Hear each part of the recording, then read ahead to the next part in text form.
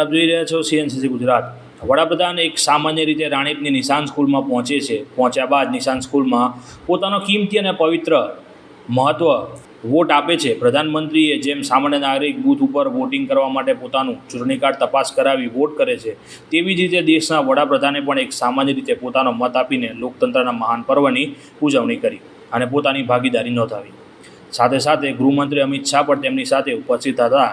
રાણીપ ખાતે પ્રધાનમંત્રીએ દર વખતની જેમ રાણીપમાં આ વખતે પણ પોતાનો મત આપીને નાગરિકોનું અભિવાદન લીધું। ત્યારબાદ નાગરિકોને વડાપ્રધાને કહ્યું કે લોકશાહી એક દેશનો મહાન પર્વ છે અને દરેકે તેમાં ભાગીદારી નોંધાવવી જોઈએ। નાગરિકોને પ્રધાનમંત્રી શ્રી નરેન્દ્ર મોદીએ નાગરિકોને વધુમાં વધુ મતદાન કરવા માટે અનુરોધ કર્યો, જેથી કરીને મતદાન વધુ થાય અને પરિણામ પણ લોકશાહી તરફ રહે તેવું પ્રધાનમંત્રીએ નાગરિકોને અપીલ કરી હતી।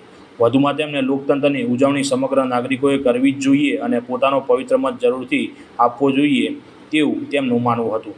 2 તબક્કાનું મતદાન પૂર્ણ થયા બાદ હજુ 3 તબક્કાનું મતદાન બાકી છે। આ વખતે પણ જે પ્રકારે મતદાન કરવામાં આવ્યું તે પ્રકારે બાકીના તબક્કામાં પણ આનાથી વધુ અને સારું મતદાન થાય તેવી તમામ નાગરિકોને વડાપ્રધાનશ્રીએ અનુરોધ કર્યો હતો।